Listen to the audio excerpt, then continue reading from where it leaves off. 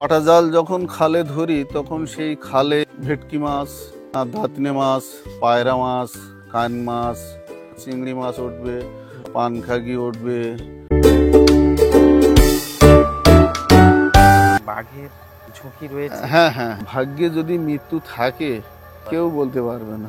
কোনো টার্গেট করে আসে তখন আর কিছুই তখন আর হাঁকাহাঁকি বা তার গায়ে যদি আঘাত করা হয় তবুও সে শিকার নষ্ট করবে না। বানররা কি আপনাদের নৌকোর দিকে আসে? হ্যাঁ, বানরা নৌকার দিকে আসে, নৌকার সাথেও চলে। ওরা জানে যে নৌকা আছে যতক্ষণ এদের কাছে খাওয়ার আছে।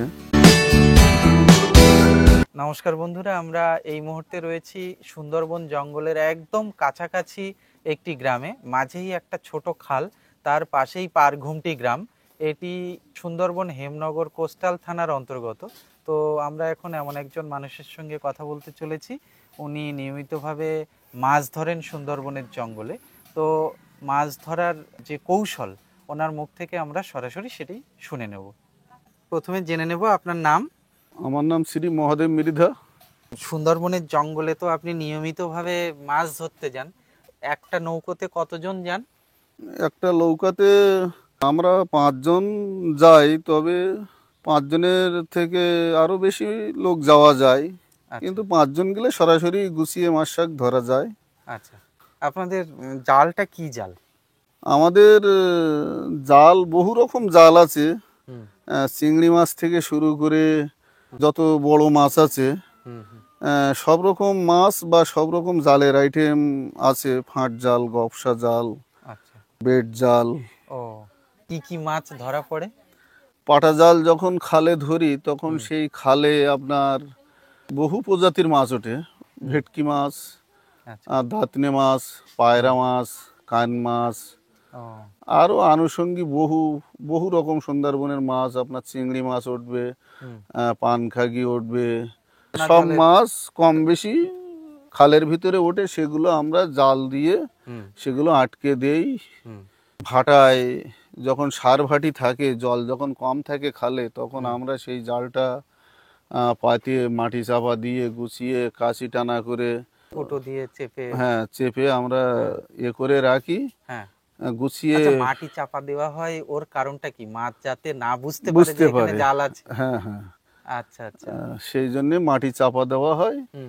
এবার মাটি চাপা দিয়ে ওইভাবে রেখে ভাটায় দিলাম। আবার যখন জোয়ার হবে আস্তে আস্তে ওই খালে জলও উঠবে, জলের সাথে সাথে মাছ উঠবে।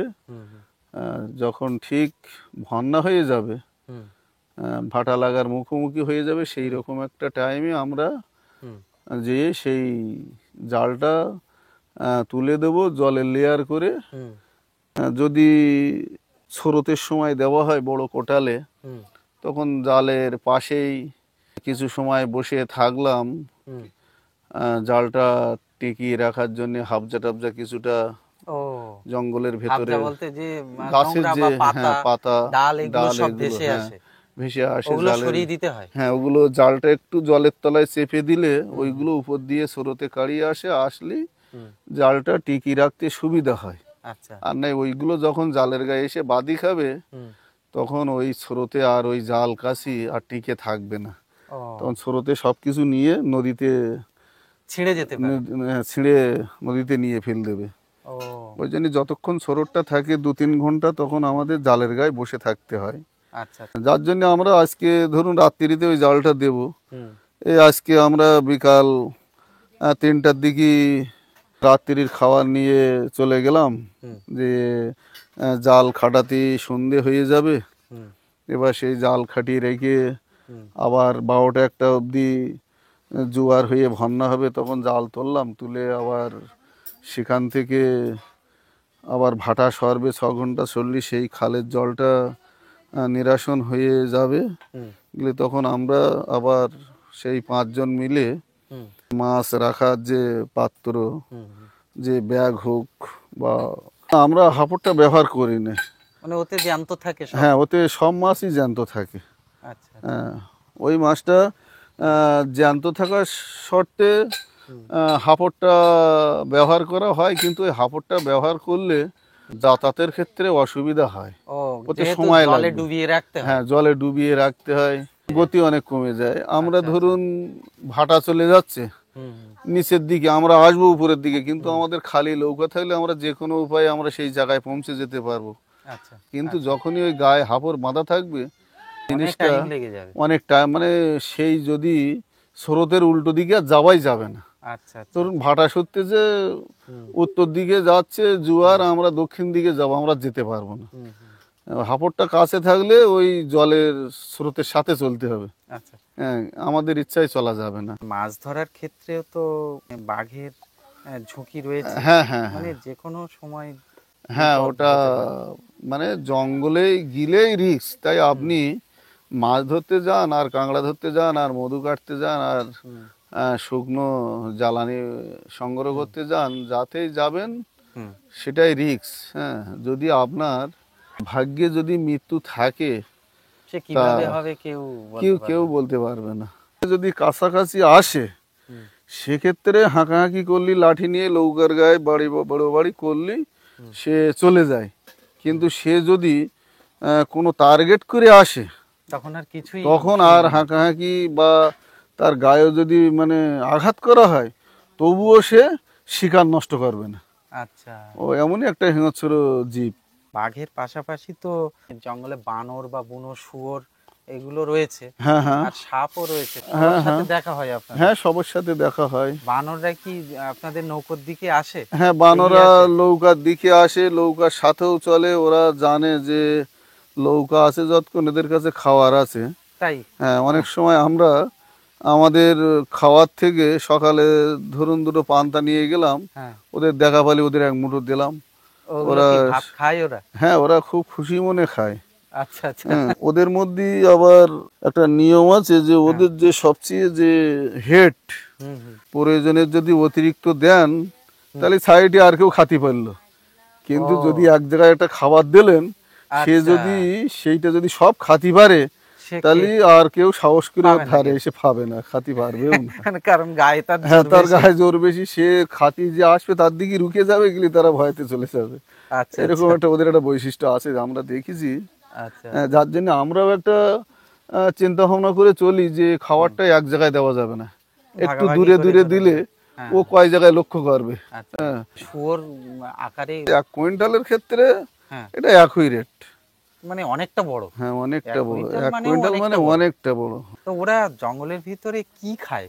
শুয়োরদের খাবার কি? শুয়োরদের খাবার জঙ্গলের ভেতরে বড় বড় গাছের গোড়ায় ওই গাড্ডা কেটে ওই গাছের যে নরম যে গর্ত শিকড়, করে? হ্যাঁ, গর্ত কাটে, আচ্ছা, কাটে যে নরম যে শিকড় গাছের, হুম, হুম, হুম, ওই শিকড়টা ওরা বেশিরভাগ ব্যবহার করে। ওগুলোই খায়। হ্যাঁ, আচ্ছা, আপনি বিভিন্ন রকম ওই মাছের কথা বলছিলেন। ইলিশ মাছটা এখন আর এই নদীতে আসে না, না? ইলিশ মাছটা আমাদের নদীতে আসে না, আমরা পাই না।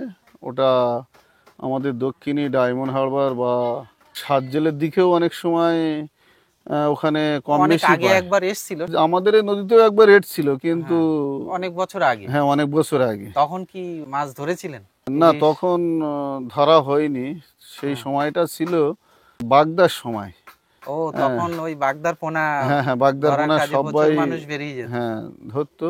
আচ্ছা। মানে মাছ ধরার, ইলিশ মাছ বা অন্যান্য মাছ ধরার উপরে অতটা মানুষের ইন্টারেস্ট ছিল না। এখন কি বাগদার বাজারটা কি একটু কম হয়েছে, হ্যাঁ, না বাগদা পাওয়া যায় কম? বাগদার বাজার কম বেশি আছে, কিন্তু হ্যাঁ। বাগদার আর পরিমাণ নেই।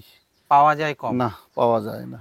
ও, ও খামখেয়ালি মতো এখন সবাই 1-150 করে পাচ্ছে, মায়েদের যায়, টিফিন খরচটা হচ্ছে। ও, কিন্তু এই বাগদাটা যখন একবার বেশি পরিমাণে হয়ে গেছে, হুম, তখন মানে প্রচুর মানুষ, মানে প্রচুর প্রচুর মানুষ আর প্রচুর বাগদা, ও গোনাগাঁথাও হতো না। আচ্ছা, ও একটা ডিশ করে, এটা আনুমানিক করে ঢেলে দেওয়া হতো। ও, শুধু গোনাও ময়লাটা, হতো না? না, গোনাও হতো না, ময়লাটা শুধু কেবল আচ্ছা, পরিষ্কার আচ্ছা। করে যেন বাগদাটা তাতে নষ্ট না একটু করে। রোজগার বেশি হতো তখন? প্রচুর রোজগার হতো, এক এক দিনই মোটে না হলেও 4,000, 5,000, বাপরে বাপ। 10,000 টাকা অবধি হয়ে যেত। আচ্ছা, আচ্ছা। আপনার ছিল বাগদার নৌকো? হ্যাঁ, আমার, আগে মারতেন বাগদা মাছ? হ্যাঁ, বাগদার নৌকা মারতাম।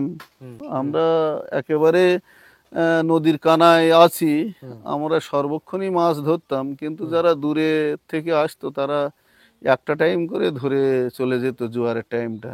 আচ্ছা। কিন্তু আমরা পাড়ের নদীর কিনারায় থাকার কারণে হ্যাঁ। আমরা সর্বক্ষণ হুম। বাগদা ধরতাম, তাতে করে আমাদের ভালো ইনকাম হতো। তাতে করে আমাদের আর বাড়ি বাড়ি যেতে হয় না। এখন যেমন মানুষ তামিলনাড়ু আন্দামান যাচ্ছে জীবিকার জন্য, বেশিরভাগ মানুষ তো গ্রামের এখন হ্যাঁ বেরিয়ে যাচ্ছে অন্য রাজ্যে হ্যাঁ কাজের জন্য।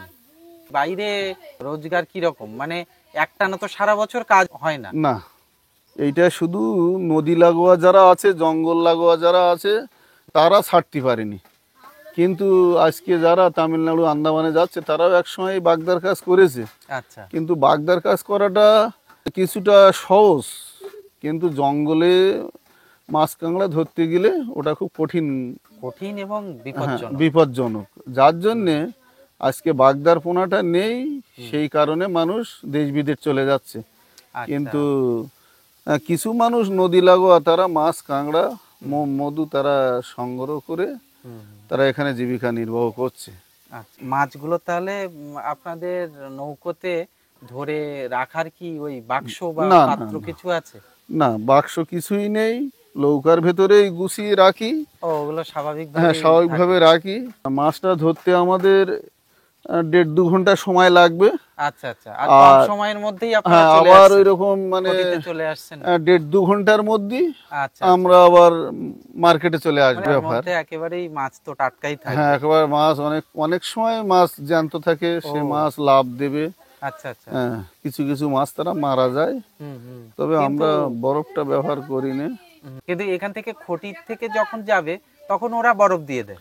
হ্যাঁ, খড়ির থেকে যখন আপনার এখান থেকে বারাসাত যাবে, কলকাতায় যাবে, তখন বরফ দিয়ে নিয়ে তখন ওরা আমরা জ্যান্ত মাছ দিলে ওরা বরফ দিয়ে সেই মাছটাকে বাইরে নিয়ে যাবে। তাছাড়া মরা মাছ বরফ ব্যতীত যাওয়ার পরিবেশ নেই। আচ্ছা আচ্ছা। অনেক রকমের পাখি আসতো, এখন কি পাখি অনেক কমে গেছে? হ্যাঁ, পাখির পরিমাণ অনেক কমে গেছে। আমাদের পাশাপাশি একটা পাখির এলাকা যেখানে পাখি বেশি পরিমাণে বসতো, কিন্তু ওই পাখিগুলো আস্তে আস্তে দেখলাম ওখানে বাসা ছেড়ে সব চলে গেছে। পরিবেশ কি আস্তে আস্তে একটু অন্যরকম হয়ে যাচ্ছে যার কারণে বাসা ছেড়ে চলে যাচ্ছে?